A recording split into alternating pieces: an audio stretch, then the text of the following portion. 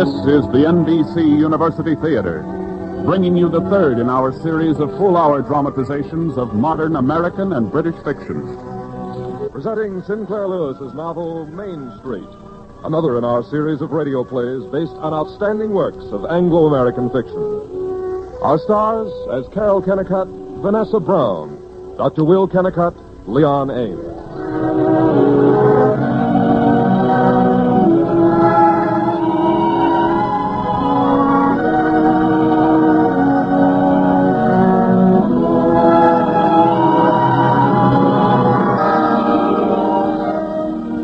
As the first American to win the Nobel Prize for Literature, Sinclair Lewis is the realist, the photographer whose lens presented America to Americans with a sharpness that made them angry, amused, self-critical, and ashamed. Made them accept his hatreds and his love.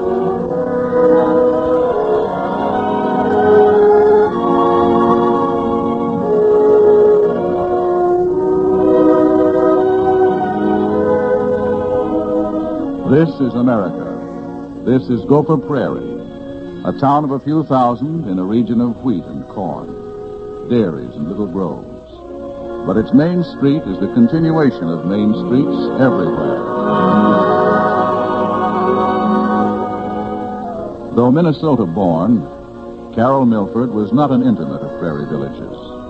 Most of her early life in Mankato had been spent among the books in her father's brown library. After her parents' death, there followed the years at Blodgett College, years filled with energy and ambitious dreams, if not accomplishment. Then a period of library work in St. Paul. But the year 1912 found her traveling on a stagnant, stiff-seated coach to Gopher Prairie, Minnesota. As she rode, she reflected on the incidents leading to this decisive step as one turns the pages of a familiar photograph album.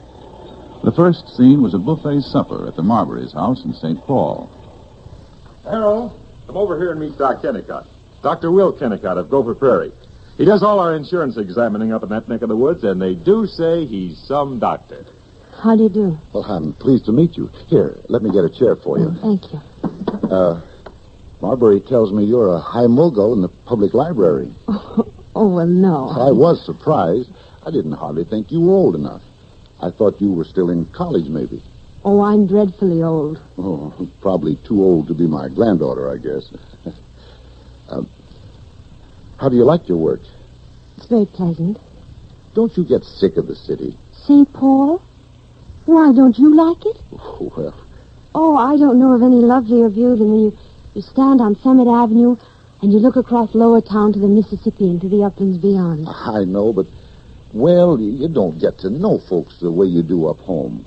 Now, I feel I've got something to say about running Gopher Prairie. But you take in a big city of 200,000-300,000, well, I'm just one flea on a dog's back. Do you know Gopher Prairie at all? No, but I hear it's a very nice town. Nice? Say, honestly, of course I may be prejudiced, but well, I've seen a lot of towns. One time I went to Atlantic City for the AMA meeting, and I spent practically a week in New York. But I never saw a town that had such get-up-and-go people as Gopher Prairie. Do you like your profession? Oh, there's nothing like it. It keeps you out, and yet you have a chance to loaf in the office for a change. I don't mean it that way. It seems to me that a doctor could transform a whole community if he wanted to. If he saw it. He's usually the only man in the community who has any scientific training, isn't he? Yes, that's so. But I guess most of us get rusty. Now, what we need is women like you to jump on us. It'd be you that would transform the town. Oh, no. I haven't... You're just the one. Now, you have ideas without having lost feminine charm. Say, don't you think there's a lot of these women that go out for all these movements and so on that sacrifice... Yes,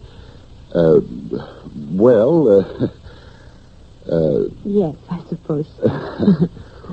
Oh, say, I got to catch number 24 back home. I better be stamping on it. Well, it's been a great pleasure to meet you, Miss Milford. I'm happy to have met you, Dr. Kennicott. May I see you sometime when I come down again? Why, yes, if you really want to. Want to? Say, you wait.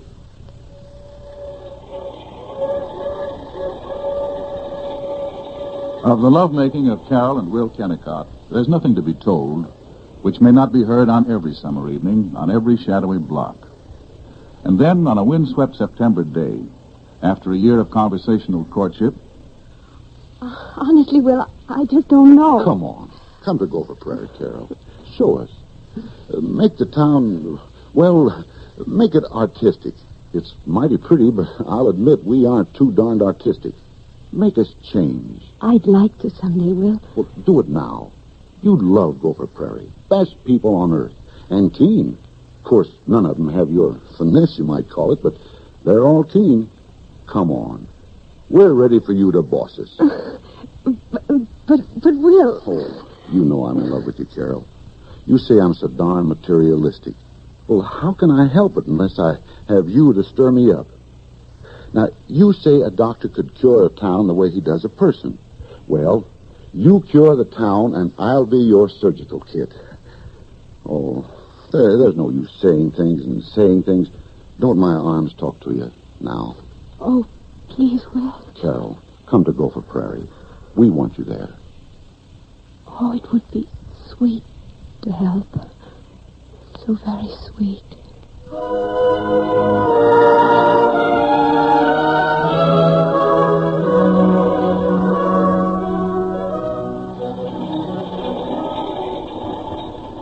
After a wedding trip in the Colorado mountains, they were on their way home. And the towns they passed were as planless as a scattering of pasteboard boxes on an attic floor. Oh, Will, isn't there any way of waking them up? Just look at these towns. Why? What's the matter with these towns? They're good hustling burgs. It would astonish you to know how much wheat and rye and corn and potatoes they ship in a year. But they're so ugly. Well, give them time. What's the use of giving them time unless somebody has the desire and the training enough to plan them? Hundreds of factories are trying to make attractive motor cars, but these towns are left to chance. No, that can't be true. It must have taken genius to make them so scrawny. I must say, I don't quite get you sometimes, Carrie. Oh, I guess you're kind of played out after this long trip. You'll feel better when you get home and have a good bath and put on that blue negligee. You know, that's some vampire costume. Well, we're home, Carrie. Look.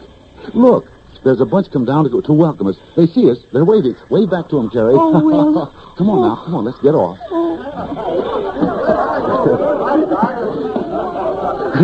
This is the missus. Terry Sam Clark, you old reprobate.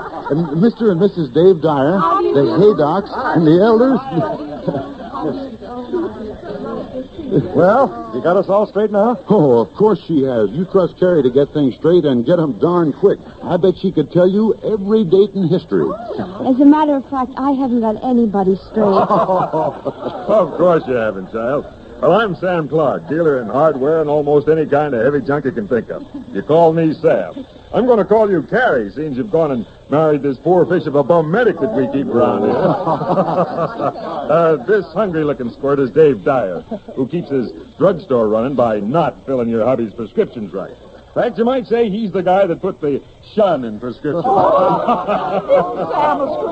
And then there's Harry and Juanita Haydock, own the Bon Ton store. Try to fleece the town with a fancy French handle for their emporium. No, never mind, you old cheapskate. Me and the missus has thrown a little get-together for you folks tonight. Oh, that's so nice of you. Say, keen, Sam. And I brought my machine down to take you home. Say, Doc, you better be thinking about building a new house for Carrie. Prettiest brow in GP, if you ask me.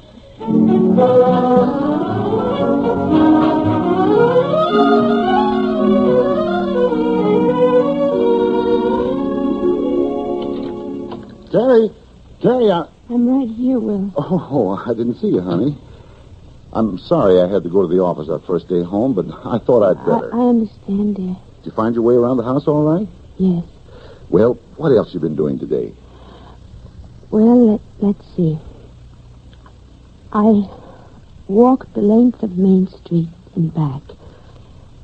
I saw the Minnie Hotel, Dave Dyer's drugstore, the Rosebud Movie Palace, Howland and Gould's Grocery, the Bon Ton store. Harry Haydock owns that. Yes, dear, you told me. You've gotten around all right.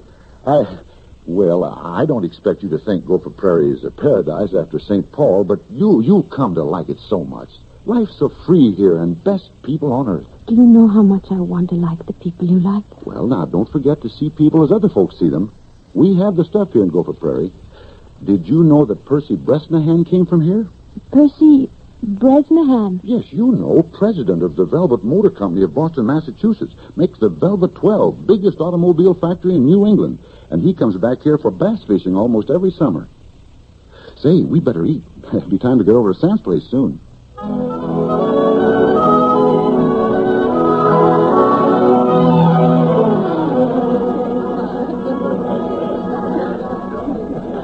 I'm Maud Dyer, remember? Was at the station. Yes, of course. It's so nice to see you again. Do you like Gopher Prairie, Mrs. Kennicott?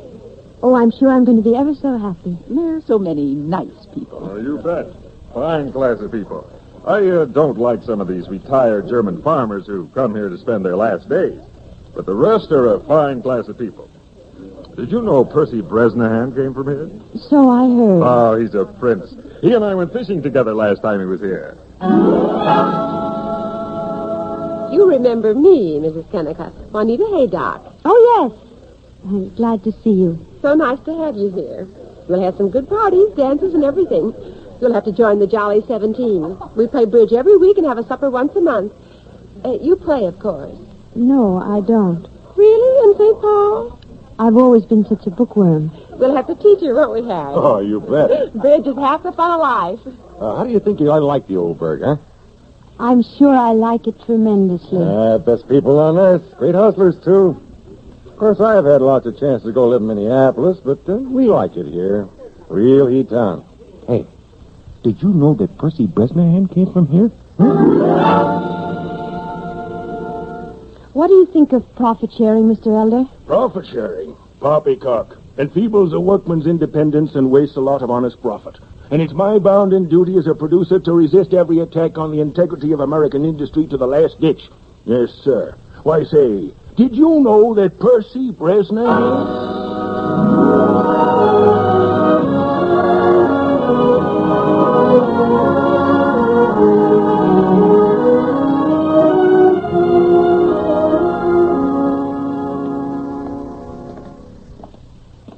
Did you like them, honey? They were terribly sweet to me. They thought you were great, too. Only, Yes? well, I'd be a little more careful about shocking folks, Jerry. I mean, well, a lot of people here don't have the, well, progressive ideas you have, and I wouldn't give them a chance to criticize me. Do you care if they think my ideas are a little strange, Will? Me? Why? I wouldn't care if the whole world thought you were this or that or anything else. You're my... well, you're my soul.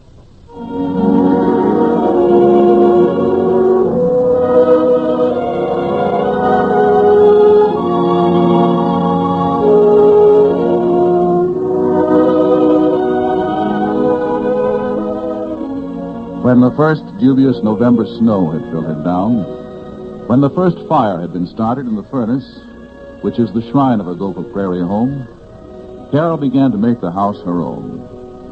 She redecorated only the living room, but everyone in town took an interest in the refurnishing, particularly Mrs. Bogart, who lived across the alley. Mrs. Bogart was a widow, a prominent churchwoman, and a good influence. Oh, I wanted to call on you for so long, dearie. You know, we're neighbors. But I thought I'd wait till you got settled. You must run in and see me. How much did that big chair cost? $77. Sakes alive. Well, I suppose all right for them that can afford it. Of course, as our pastor said once at the Baptist church. By the way, what church were you raised, Mr. Kennicott? Why, I went to Congregational as a girl in Mankato, but my college was Universalist. Yes. You were saying, Mrs. Bogart? Oh, yes, our church. We haven't seen you there yet, you know. Well, we've been so awfully... Oh, your husband was raised up a Baptist, and I do hope he won't drift away from the fold. No, of course not. He wouldn't. Well, we all know there isn't anything, not cleverness or gifts of gold or anything that could make up for humility and inward grace. Do you agree? Well, The trouble with the world today is lack of spiritual faith. People thinking they've got to waste money, have bathtubs and telephones in their houses. I heard you were selling the old furniture cheap. Yes. Well, of course you know your own mind.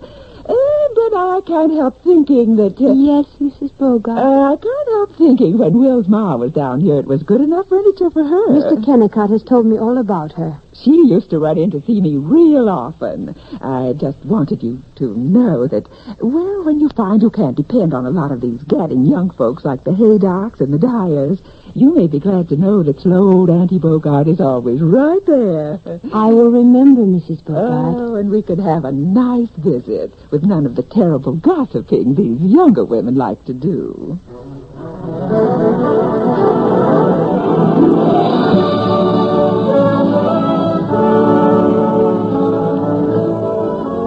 The Jolly 17, the membership of which ranged from 14 to 26, was the social cornice of Gopher Prairie. It was the country club, the diplomatic set, the St. Cecilia, the Ritz Oval Room, the Club de Vin.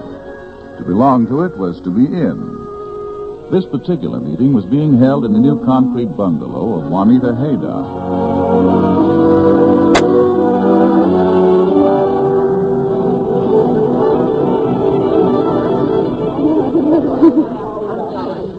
Oh, you're a naughty one, Mrs. Kennicott. Not learning to play bridge yet in all this time. You know, I don't believe you appreciate the honor when you got into the Jolly 17 so easy. You're perfectly right. I'll make Will start teaching me this evening. Now, you see that you do. By the way, don't you think we ought to get up another bobsled party soon? Oh, I just like my bridge in the winter. I'm afraid we're quite different from your St. Paul group, dear. Oh, I didn't mean, You know, I drove to Joaquin with Will a few days ago.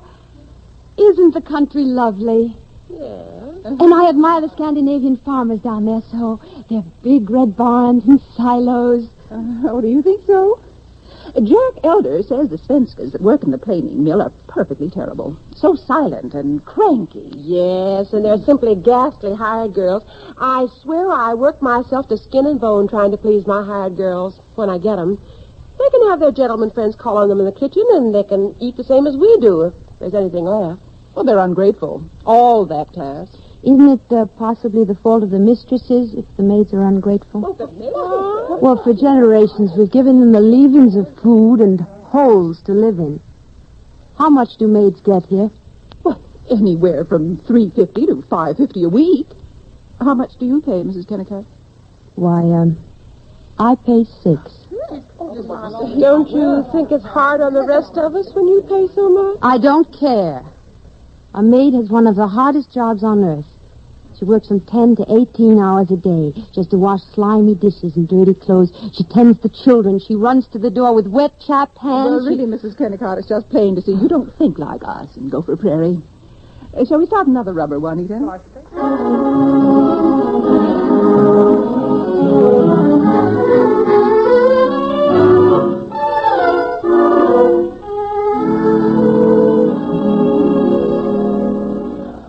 Will, dear.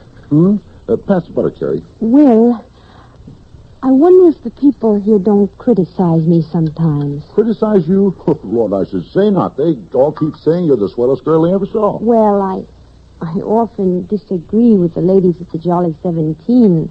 The merchants probably think I'm too fussy about shopping. Oh, I didn't want to speak of it, but since you brought it up, Chet Dashaway probably resents the fact that you got this new furniture down in the city instead of here. Well, if Mr. Dashaway will kindly tell me how any civilized person could furnish a room out of the mortuary pieces that he calls... Oh, I understand. And Howland and Lundelmeyer, you've probably handed them a few roasts for the bum stock they carry when you just meant to jolly them, but... rats. What do we care? This is an independent town, not like those eastern holes where you have to watch your step all the time and live up to the food demands and social customs and a lot of old tabbies always busy criticizing. Everybody's free here to do what he wants. But, well, Will, maybe you could help me to... Well, if you'd only tell me a little more about your cases... I want to know. I want to understand. Sure, you bet. For instance, what did you do today? Do today? How do you mean? Medically. I want to understand. Today? Oh, there wasn't much of anything. A couple of kids with belly aches and a sprained wrist and a fool woman that thinks she wants to kill herself because her husband doesn't like her. And, just routine work. But the unhappy woman doesn't sound routine. Oh, that's just a case of nerves. You can't do much with these marriage mix-ups. Dear, please, will you tell me about the next case that you do think is interesting? Sure, you bet. I'll tell you anything that... Say, that's pretty good salmon. Did you get it at Howland's?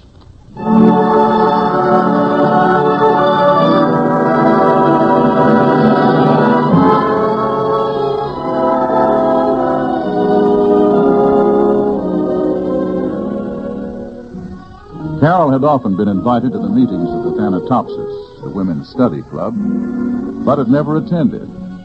Then one day in early March, Mrs. Luke Dawson, wife of the richest man in town, fluttered piteously into Carol's living room. Oh, Mrs. Kennicott, I'm in such a fix. I'm supposed to lead the discussion of the Thanatopsis Club tomorrow, and, well, I'm frightened to death. I wonder if you'd come and help. What's the subject? English poetry. Really? Poetry? Yes. I'd love to come. What poet are you taking up tomorrow? Why, the English ones. Not all of them. Well, yes. Yes, we're learning all of European literature this year. The club gets such a nice magazine, Culture Hints, and we follow its program. I see. My, it does make a body hustle to keep up, but it's so improving. Oh, then you will come, won't you?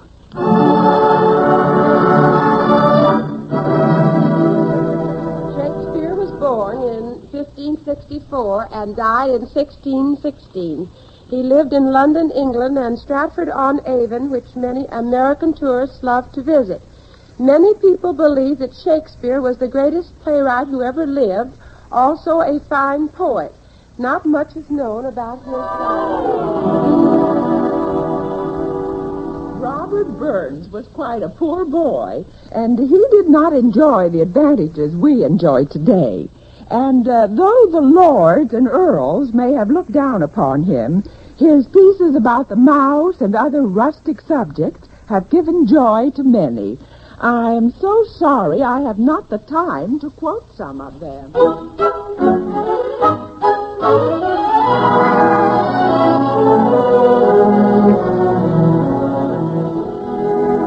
A year slipped by with the swiftness of monotony.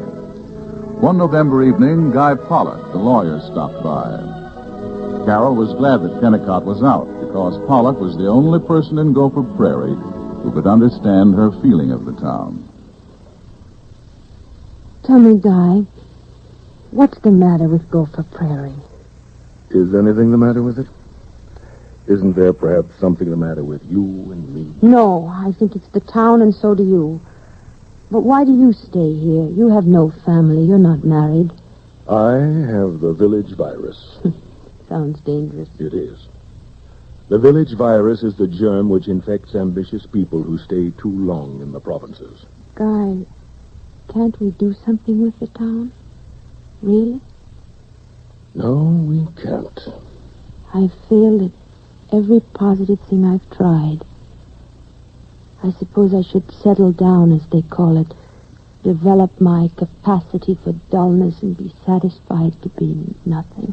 Don't be cynical. Oh, I know I'm a fool.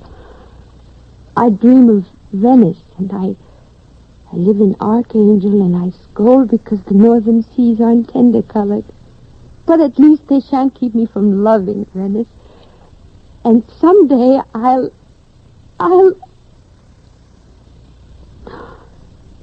suppose I never will.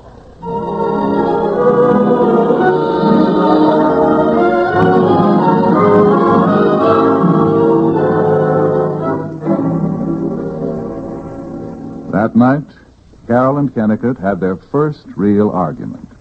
It started calmly with a discussion of the family budget. But within 10 minutes... Heavens knows I want to be fair, but I expect others to be fair, too. And you're so high and mighty about people. What? Now, you take Sam Clark. That's the best soul that ever lived. Honest and loyal and a darn good fellow.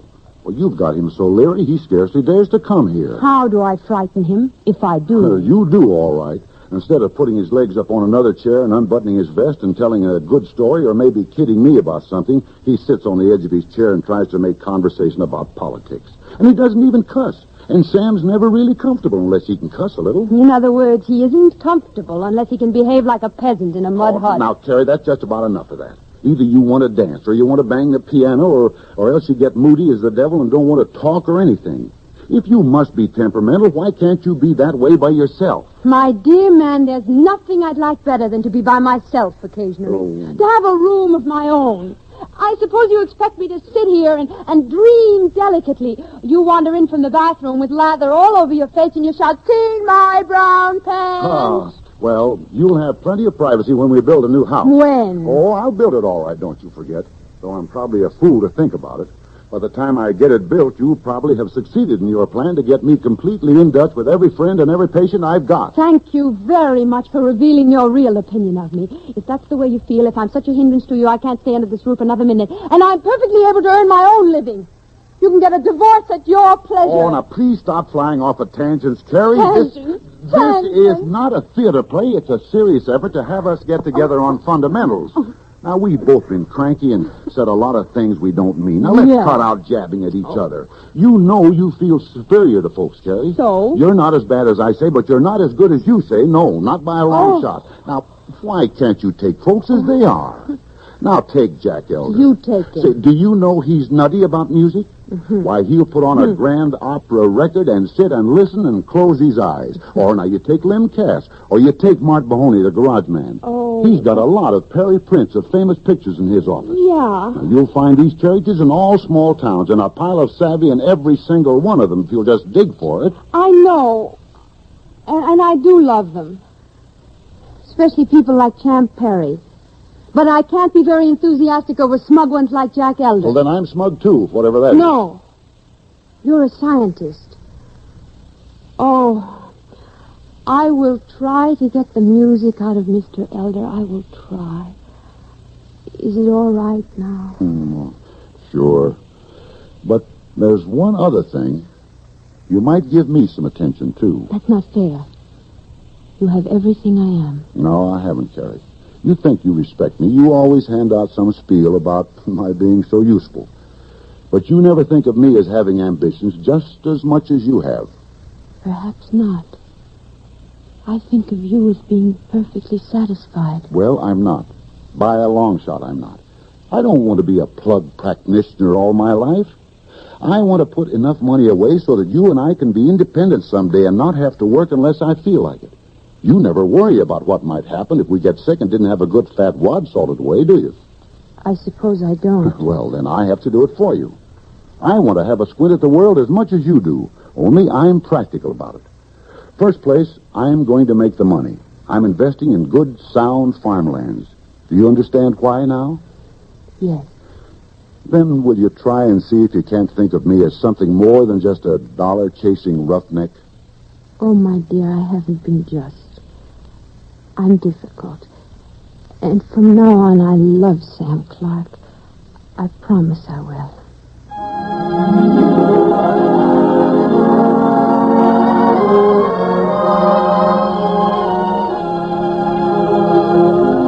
That December, Carol was in love with her husband. Then for 3 years, which passed like one curt paragraph, she ceased to find anything interesting save the birth of her son.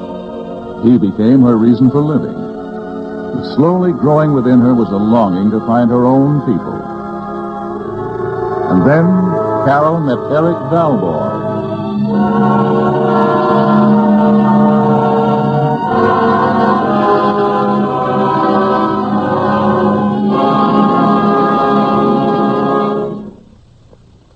You're listening to the NBC University Theater, starring Vanessa Brown and Leon Ames in a 1-hour dramatization of the Sinclair Lewis novel, Main Street. We will resume the story following a pause for station identification. This is CHRE 105.7 FM. I can see you. I really can. You're drunk and driving a car. And you probably don't even know that your radio's on. No, stop. Don't turn me off. Listen, I think the first thing you should do is pull over. Okay, Let's talk about it. 3 things just didn't happen to you. You're not under arrest. You haven't lost your driver's license. And thirdly, you haven't killed anyone. Now get out and walk. Call a cab. And thank God you did. This message was brought to you in the public interest by CHRE in association with Canada's private radio broadcasters.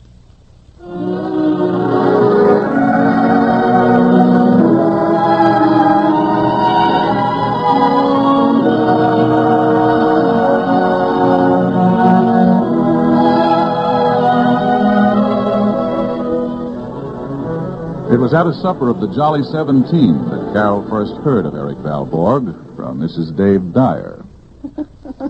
Have you folks heard about this young fellow that's come to town? This Eric Valborg? Well, you know, he's working in that Hicks tailor shop. I bet he doesn't make 18 a week. But my, isn't he the perfect gentleman, though? Oh, he talks so refined, and oh, the lugs he puts on. And nothing but the son of a Swede farmer. Well, now, honest, you won't believe this, but I got it straight. This fellow, you know, he's staying at Mrs. Gurry's punk old boarding house, and they say he asked Mrs. Gurry if he ought to put on a dress suit for supper. Oh, no! Yes, he did. They say he tries to make people think he's a poet, carries books around and pretends to read them. Well, Myrtle Cass says that she met him at a dance, and he was mooning around all over the place. He said he didn't find any intellectual companionship in this town. Now imagine. Oh. You know, he told Miss Gurry he'd like to design clothes for women. No. Yeah, can you beat it? Where did you say he works? Hicks?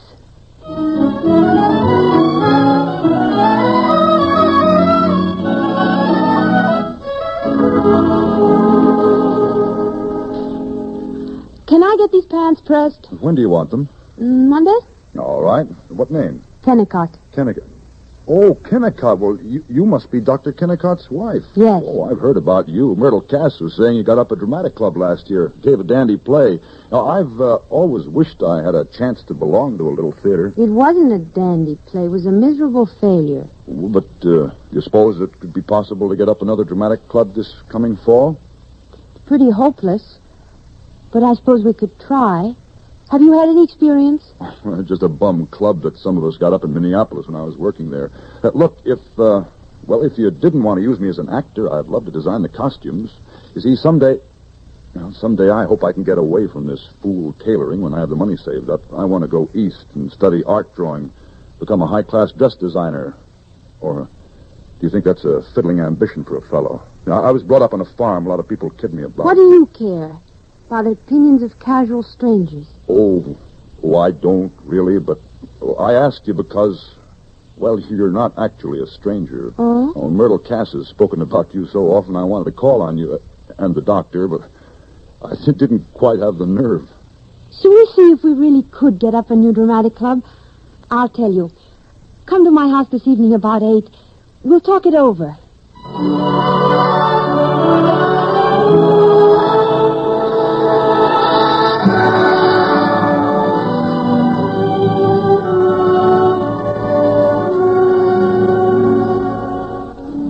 The plans for a dramatic club bore no fruit. But the friendship between Carol and Eric Valborg ripened daily.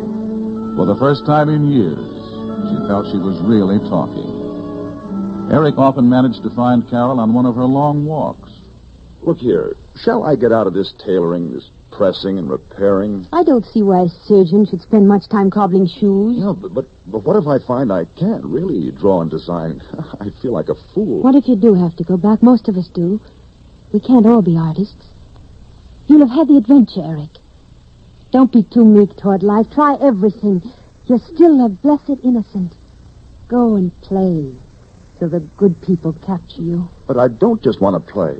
I want to make something beautiful. Do you understand? Nobody else ever has. Do you? Yes. Oh, I don't want to deny the prairie future. It'll be magnificent. But equally, I'm hanged if I want to be bullied by it, go to war on behalf of Main Street, never do anything original or gay-colored that would help to make the future. Go, Eric. Go before it's too late. It has been for some of us. Why aren't you happy with your husband? You... He doesn't care for the blessed, innocent part of you, does he? Eric, you mustn't. Well, first you tell me to go and be free, and then you say I mustn't. I meant you mustn't. You must be more impersonal. Well, I'm darned if I will. We'd better start back now. You're younger than I am. I'm at least... You're younger than I am. Your lips are for songs about rivers in the morning, lakes at twilight. Oh, I don't see how anybody could ever hurt you. Yes, we'd better go.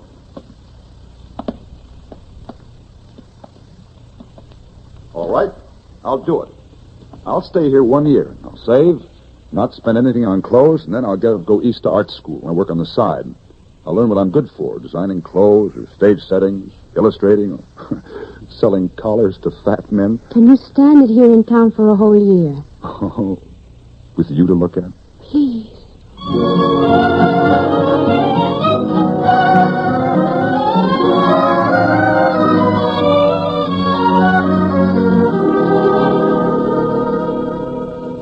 Would you have some coffee, Mrs. Bogart? Oh, no, thank you, dearie. I can't stay long. My boy Si says you had lots of fun at the picnic yesterday. Did you enjoy it? Oh, yes. I raced Si at swimming. He beat me badly. Too bad the doctor had a case and couldn't go. He does work so hard. This Eric Wahlberg was along, wasn't he? Yes. Oh, I think he's an awful handsome fellow. They say he's smart. Do you like him? He seems very polite. Well, Si says you and him had a lovely boat ride. My, that must have been pleasant. Yes. Except I couldn't get Mr. Wahlberg to say a word. Oh? I wanted to ask him about the suit Mr. Hicks is making for my husband. But he insisted on singing. Well, still, it was restful. He was so happy and innocent. Don't you think it's a shame, Mrs. Bogart, that people in this town don't do more nice, clean things like that instead of all this horrible gossiping?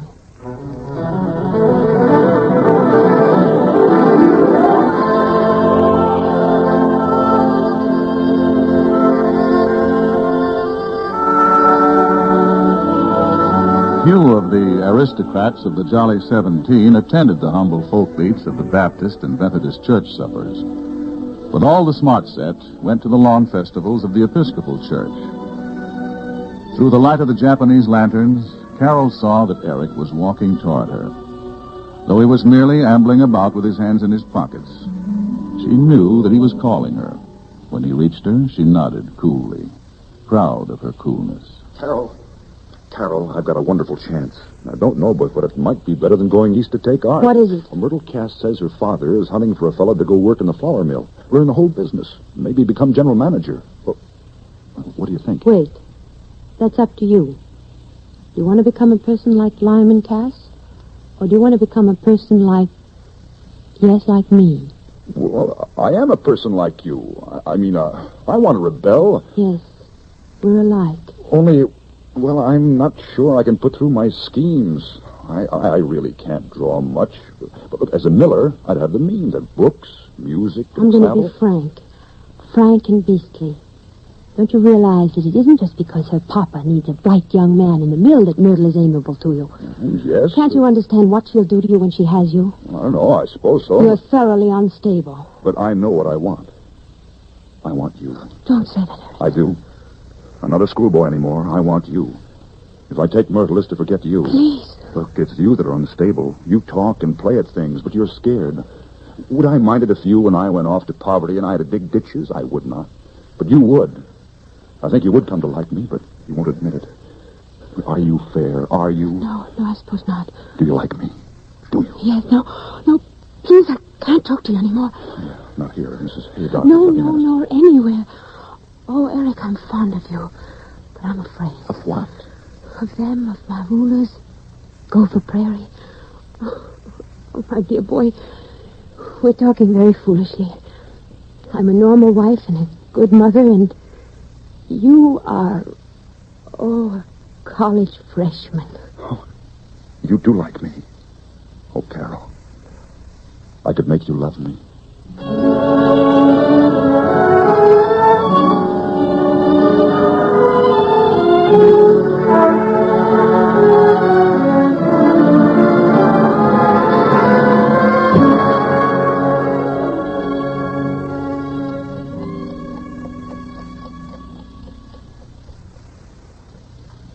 Did you open the window, Will? Mm-hmm. You and this Valborg fellow seem quite chummy tonight. Oh, we are. He's interested in Myrtle Cousin. I was telling him how nice she is. Will, I really wish I could trot off to St. Paul or Chicago or someplace. Oh, I thought we'd settled all that a few nights ago. Wait till we can take a real trip. Oh, all right. Good night. You might give me a good night kiss. Oh. Don't you like the old man anymore? Of course, I like you very much. I'm sorry you're so tired. Seems like... But of course you aren't very strong.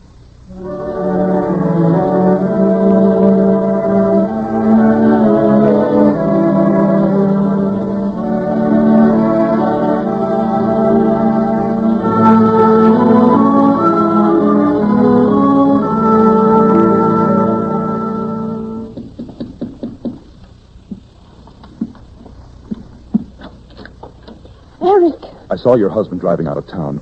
Look, I've got to talk to you. Come for a walk. Yeah, I know. People might see us. But they won't if we hike into the country. Look, I'll wait for you by the grain elevator. Take as long as you want.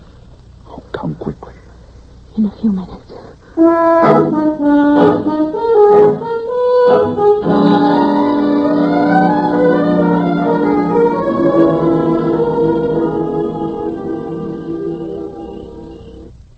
From FM 105.7, this is CHRE. I can see you.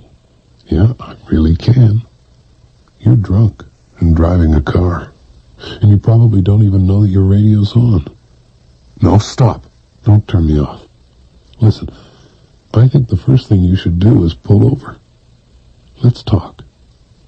3 things just didn't happen to you. You're not under arrest. You're not in an ambulance after the accident. And thirdly, you haven't killed anyone. Now, get out and walk. Call a cab. And thank God you did. Here's a sobering thought. If you're a drinking driver, the law of averages and the laws of this province are all working against you. That's why CHRE has brought you this message in association with Canada's private radio broadcasters, while there's still time. Oh, please, don't pull your hand away, Carol. But Eric... I love you, Carol. Don't you? I'm fond of you, Eric. And it isn't just a talky fondness. Only you and my son need me. I've wanted so to be wanted. Carol, you do love me. No, I don't. Can't you understand? Everything crushes in on me so. All the gaping, dull people. Please be my friend. But don't let's hurt each other. But I can't just be your friend. We would hurt each other. I wanted to tell you if that was your answer. I'm going away. Eric. I know I can't make anything but trouble for you here. Where will you go? Chicago. Oh, I'll find some sort of job. Anything will be better than this. You're right. I'm glad you're going, Eric. Who's this? Hello there. Will. Oh. Hello. Having a walk? Uh-huh. Yes. Pretty wet, isn't it? You better ride back. Jump up in front, Valborg.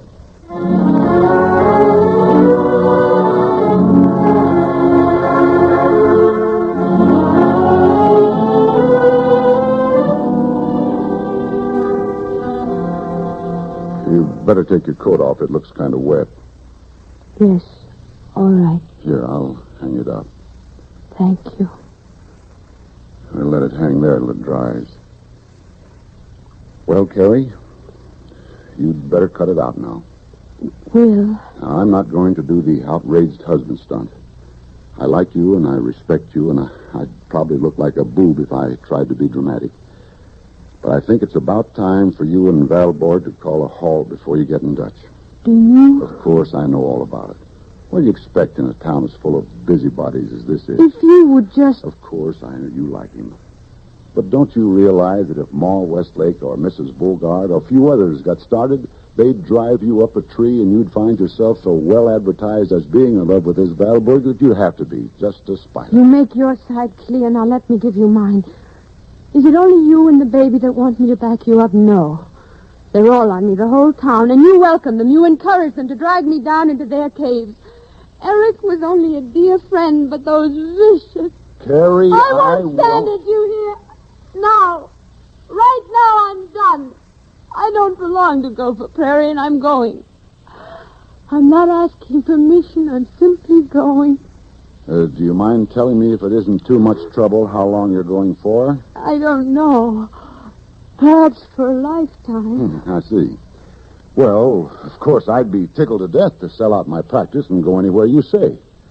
Would you like to have me go with you to Paris and study art, maybe, and wear velveteen pants and a woman's bonnet and eat spaghetti? No. I think we can save you that trouble. You don't understand. I'm going. I really am and alone. I've got to find out what my work is. Work? Work, sure. That's the trouble with you, Carrie. If you had 5 kids and no hired girl and had to help with the chores like these farmers' wives, then you wouldn't be so discontented. I know.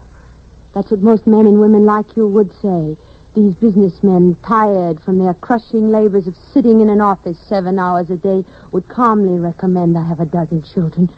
No one loves their child more than I do, but solitary dishwashing and children isn't enough to satisfy me or many other women. We're going to chuck it.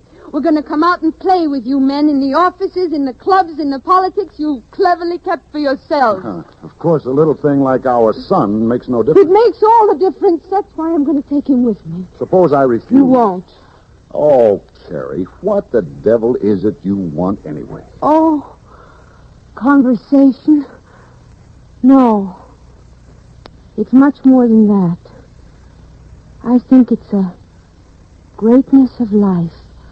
A refusal to be content with even the healthiest mud. But don't you know that nobody ever solved a problem by running away from it? Perhaps, and even if I am cowardly and run away, all right. Call me anything you want to. I've been ruled too long by the fear of being called things. I have a right to my own life. So have I to mine. Well? I have a right to my life, and you're in it. You're my life. You've made yourself so. I'm darned if I'll agree to all your freak notions, but I will say that I've got to depend on you. You never thought of that, did you? You have a right to me if you can keep me. Can you?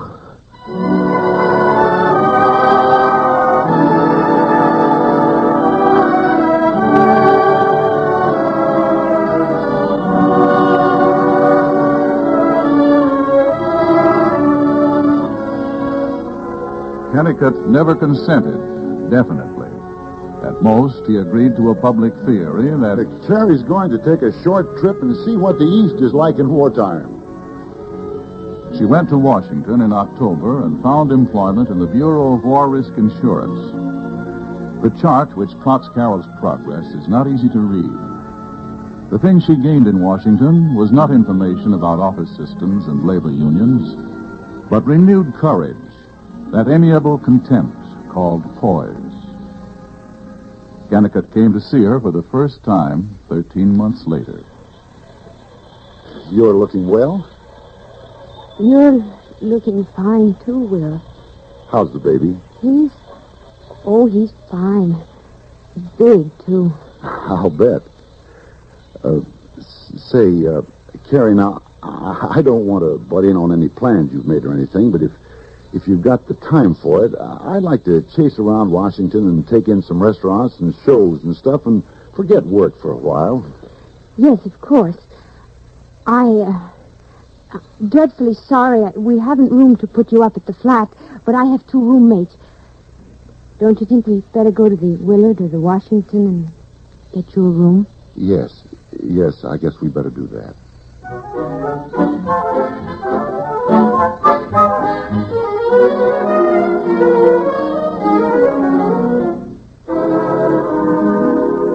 Say, that was a fine dinner. I'm glad you brought me to this place. You call it a shore dinner, huh? Mm-hmm. Sure has been keen. These days, Carrie, seeing all the sights of Washington. You know, I wish I'd had a shot at places like this. Maybe if I'd been caught early and sent to concerts and all that, would I have been what you call intelligent? Oh, my dear, don't be humble. You are intelligent. For instance, you're the most thorough doctor that You did like those pictures I showed you of GP pretty well, didn't you? Yes, of course. Wouldn't be so bad to have a glimpse of the old town, though, would it? No, it wouldn't. But please understand me. That doesn't mean I withdraw all my criticism. Oh, no, sure not. I understand. But I know it must have been pretty tiresome to have to live with anybody as perfect as I was.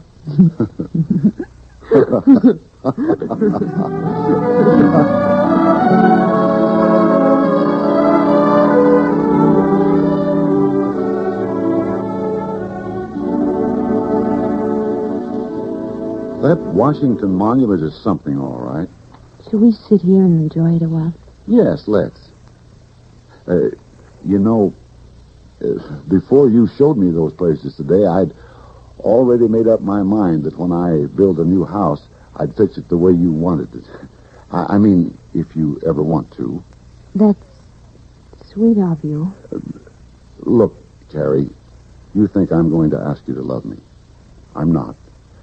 And I'm not going to ask you to come back to Gopher Prairie. Well, It's been a whale of a fight.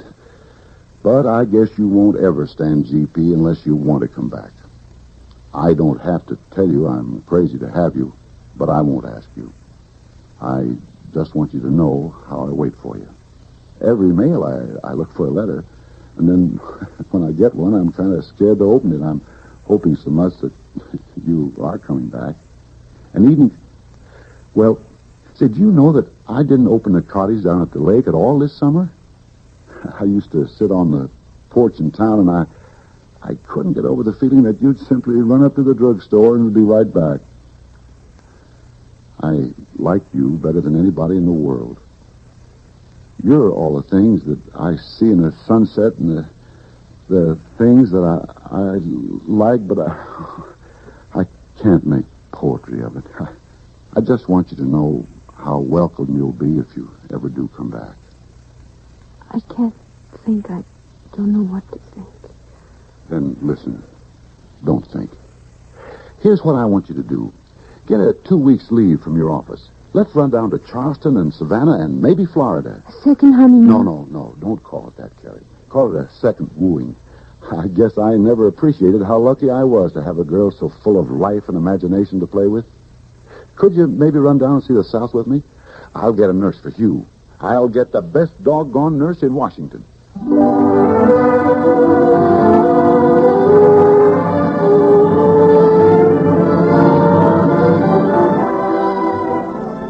You want to dance again? Not so soon, Dr. Kennicott. I think I'm getting old. Shall I go back to Gopher Prairie with you? Decide for me. I'm tired of deciding and undeciding. No, you've got to do your own deciding. As a matter of fact, in spite of this honeymoon, I don't think I want you to come home. Not yet. What? I want you to be satisfied when you get there. Oh, I'll do everything I can to keep you happy, but I'll make lots of breaks. So I want you to take time and think it over.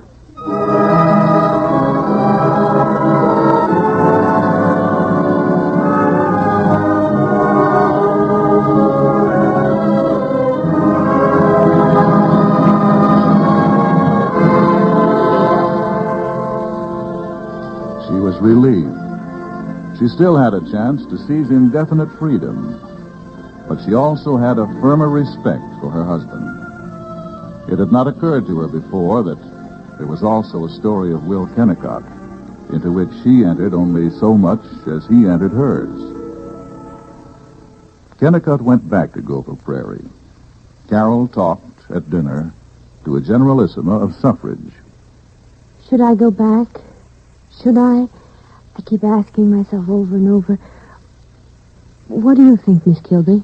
My dear, I'm perfectly selfish. I can't quite visualize the needs of your husband.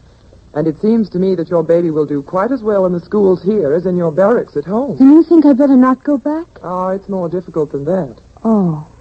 Carol, did you come to conquer the East, as people say, or did you come to conquer yourself? I'm not sure, really. I'm afraid I'm not heroic. certainly wasn't out home. Why, I didn't do big, effective It's not a things. matter of heroism. It's a matter of endurance. Your Middle West is double Puritan.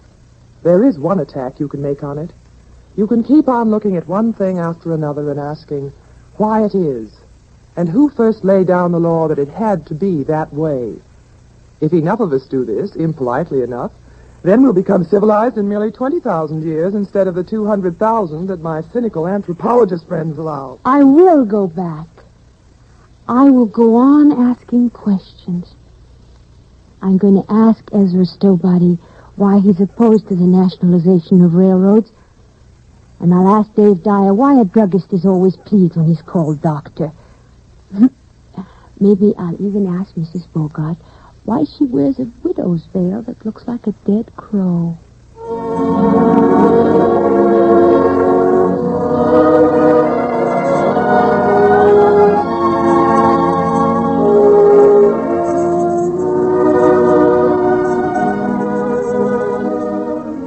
On the train, going back, she looked across the silent fields to the west. She was conscious of an unbroken sweep of land to the Rockies, to Alaska, a dominion which will rise to unexampled greatness. But before that time, she knew 100 generations of Carols will aspire and go down in tragedy devoid. The humdrum, inevitable tragedy of struggle against inertia. In August, a baby girl was born to Carol. She started wearing eyeglasses. She looked all of 33.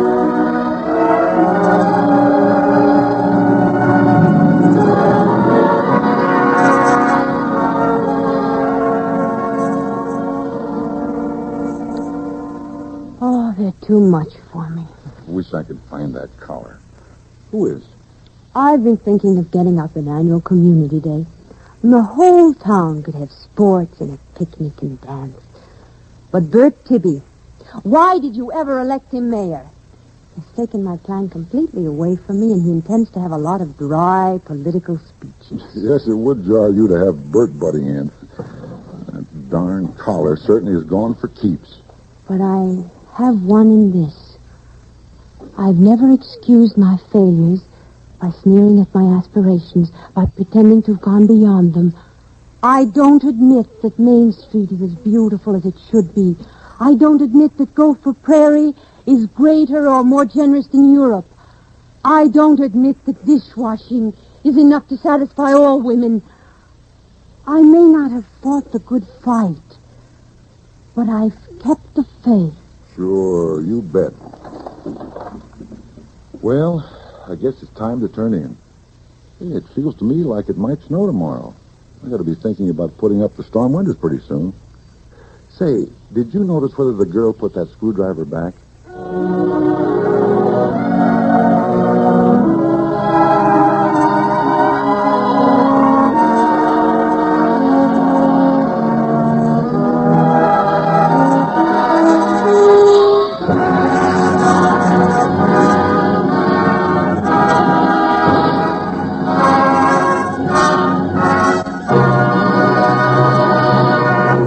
The curtain of the NBC University Theater falls on our presentation of Main Street, with Vanessa Brown as Carol Kennicott and Leon Ames as Dr. Will Kennicott.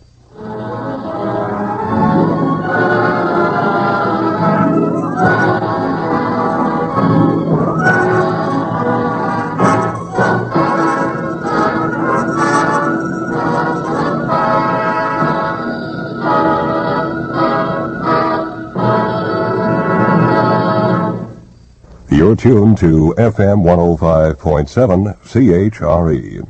It's 12 o'clock at CH.